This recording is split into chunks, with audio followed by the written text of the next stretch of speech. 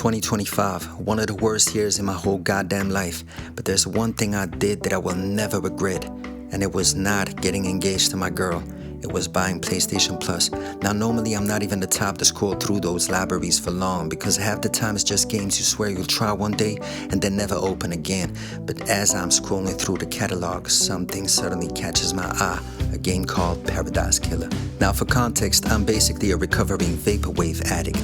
There was a time where my entire personality was neon colors, retro aesthetics, and music that sounded like it was recorded inside of a shopping mall in 1987. So when I saw the visuals for this game, my brain immediately went, hold on, what the fuck is this? Neon skies, weird statues, pink sunsets, everything looked like the 80s had a fever dream. So I open up the description and I see the word that normally makes me immediately close the page: puzzles. Now listen, I hate puzzles. I'm the type of gamer who either likes RPGs where I can recruit motherfuckers or games with dynamic action. Give me combat, give me grinding, give me something where I can press buttons aggressively and feel productive. But puzzles, that's usually a hard ass pass. But for some reason I said, fuck it. And let me tell you, that was the best fuck it I've ever had. So the game starts and immediately I realized something. This is different. This game is basically a vaporwave dimension you can walk around in. The island looks like someone mixed Neon Tokyo, a retro anime intro, and a nightclub that only plays synth music at 3 a.m.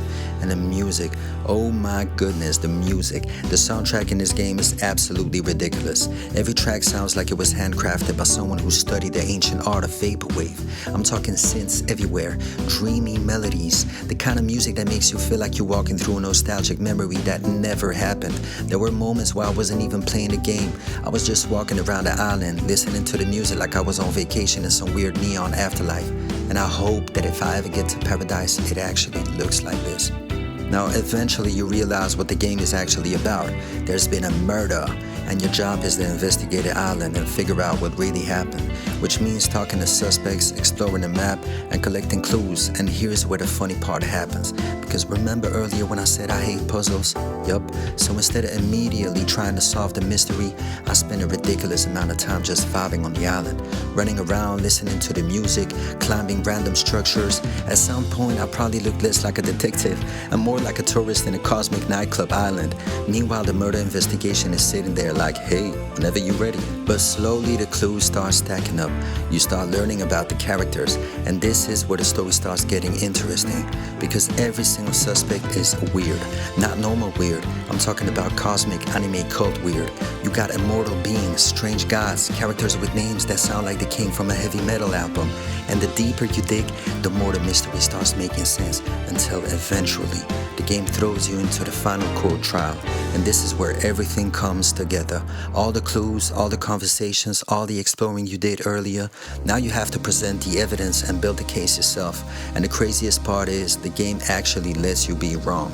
If your theory makes sense, the trial can go in completely different directions, which makes the whole experience feel way more personal. But honestly, what made Paradise Killer unforgettable for me was not just the mystery. It was the atmosphere, the music, the aesthetic, the feeling of just walking around in this bizarre neon island while a synth soundtrack plays in the background. It's one of those games where even when you're not solving the mystery, you're still enjoying the world itself. And those types of games are rare.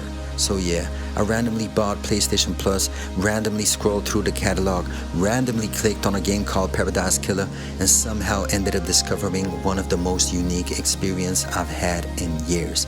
A game I almost skipped because it had puzzles in the description, which just proves something very important. Sometimes the games you think you won't like end up being the ones you never forget.